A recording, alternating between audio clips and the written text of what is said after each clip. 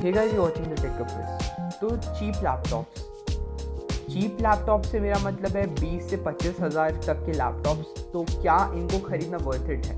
क्योंकि इंडिया में बहुत सारे लोग इस टाइप के प्राइस रेंज में एक लैपटॉप खरीदते हैं और अपना पैसा they end up like losing it, मतलब पैसा डुबा देते हैं बेसिकली इस टाइप के लैपटॉप्स खरीद के। तो इस वीडियो में मैं यही डिस्कस करने वाला हूँ कि उसके क्या डाउन साइड है इस टाइप के लैपटॉप्स खरीदने का, और क्या उसका एक अलग ऑप्शन है कि अगर आपको इस प्राइस रेंज पे ख़रीदना है तो क्या एक अदर ऑप्शन हो सकता है कि आपको अगर इस प्राइस रेंज पे लैपटॉप चाहिए। तो स्टार्ट करते हैं, but before starting please consider liking and subscribing the video. ये मेरे चैनल को हेल्प बहुत ज़्यादा करता है और ये टोटली फ्री है, so please like and subscribe. So let's start.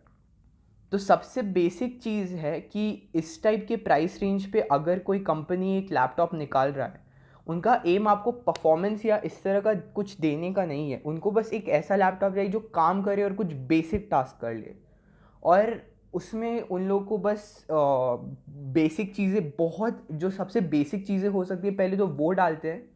और वो ठीक है, पर बेसिक चीज़ें डालने के बाद क्वालिटी कंट्रोल इश्यूज़। आप लोगों में से अगर कोई होगा जो इस प्राइस रेंज पे लैपटॉप यूज़ कर रहा होगा, जिसको थोड़ा थोड़ा सा भी हैवी टास्क होगा ना, तो उसका क्वालिटी कंट्रोल इश्यूज़ बहुत ज़्यादा बढ़ के आ जाता है। और जब क्वालिटी कंट्रोल इश्यूज़ का मेरा मतलब है कि उसका जो मटेरियल है उसका कुछ प्रॉब्लम हो सकता है, इंटरनल्स का प्रॉब्लम हो सकता है कि ज़्यादा ख़राब होता रहता होगा, फंसता रहता होगा। अब इसका रीज़न यही है कि कंपनीज इस टाइप के प्राइस रेंज में आपको जो सबसे बेसिक स्पेक्स दे सकते हैं, जो सबसे डिग्रेड करके स्पेक्स दे सकती है, वही देती है, क्योंकि उस प्राइस रेंज पे उससे ज़्यादा कुछ आता नहीं है। और जब इस तरह के प्रॉब्लम्स आते हैं तो लोग जब इस तरह के लैपटॉप्स ख़रीदते हैं और फिर रिपेयर कराते हैं या उसको ठीक करवाते हैं, तो they end up losing more money. मतलब अब ज़्यादा पैसे मतलब वेस्ट कर देते हैं बेसिकली इस तरह के लैपटॉप्स ख़रीद के। कि मतलब 20,000 का लैपटॉप ख़रीदा और फिर अगले 2 साल में या 3 साल में 10,000 रुपये उसके बस मेंटेनेंस के लग गए। तो ये बेसिकली वर्थ इट नहीं है। ये एक पहला पॉइंट है। और दूसरा पॉइंट ये भी कि अगर आप इस तरह से ख़रीद के घटिया क्वालिटी से चला के और ये सब करके कॉम्प्रोमाइज़ करके चला भी ले रहे हो इतना पैसा खर्च करके, आपको परफॉर्मेंस तब भी अच्छा नहीं मिल रहा। और वही बेसिकली अगर आप उतना पैसा एक प्रॉपर एक बार सेव करके उतना एक लैपटॉप खरीद रहे हो या 30 या 40 हज़ार का, वो जो वेरी डिसेंट इनफ है, जो आराम से आपको 4-5 साल बहुत आसानी से चल जाएगा अगर आप उसको अच्छे से यूज़ करो तो वो बहुत ज़्यादा वैल्यू फॉर मनी है कंपेयर टू एक आप एक 20,000 का लैपटॉप खरीदो, 2 साल चलाओ ख़राब हो जाएगा, फिर खरीदो, फिर 2 साल चलाओ ख़राब हो जाएगा। उससे अच्छा यही है कि एक बार में एक 40,000 का लैपटॉप खरीदो जो बहुत लॉन्ग टर्म के लिए आपको अच्छा काम भी करेगा, क्वालिटी कंट्रोल इश्यूज़ भी नहीं आएगा और आपको सेटिस्फैक्शन भी मिलेगा बेसिकली। और जैसा कि मैंने बोला कि अगर आपको उतना बजट तब भी खर्च नहीं करना है, तो एक ऐसा मार्केट है जो लोगों को ज़्यादा मतलब ज़्यादा लोगों को अफेक्ट नहीं करता है, जो है सेकेंड हैंड लैपटॉप मार्केट। अब ये मार्केट का लोग बहुत अच्छे से फ़ायदा उठा सकते हैं कि अगर आपका बजट कम भी है तो आप चाहें तो एक अच्छा लैपटॉप जो काइंड ऑफ थोड़े टाइम के लिए यूज्ड हो उसको ख़रीद सकते हैं, जो आपको बहुत डिसेंट इनफ बहुत लंबे टाइम के लिए चल सकता है।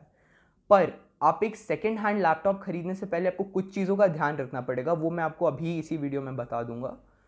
तो सबसे पहला चीज़ है कि वो लैपटॉप 3 महीने से कम यूज्ड हो तो सबसे अच्छा है, नहीं तो मैक्स टू मैक्स 5-6 महीने से ज़्यादा यूज़ नहीं होना चाहिए। ये सबसे पहला पॉइंट है, क्योंकि उससे ज़्यादा होने से तो ऑटोमेटिकली उसका परफॉर्मेंस डिग्रेड होने लगेगा। तो आपको उतना पुराना लैपटॉप नहीं खरीदना है। सेकेंड चीज़ ये है कि आपको ये चेक करना है कि उसके इंटरनल्स में या फिजिकल डैमेज कुछ नहीं है, मतलब कि अंदर कुछ डैमेज नहीं है, वायरस नहीं है, कुछ भी फिजिकली कहीं टूटा नहीं है, कहीं क्रैक नहीं है, कुछ काम नहीं कर रहा, कोई पोर्ट्स काम नहीं कर रही, ये सब आपको चेक करना पड़ेगा। उसके बाद ही आप वो लैपटॉप खरीद सकते हैं। और थर्ड चीज़ ये भी है कि उसका आपको ये भी चेक करना है कि उसका एमआरपी क्या है और उसको आप किस प्राइस पे बेच रहा है, कि वो वर्थ इट है या नहीं है। ये बहुत इंपॉर्टेंट है।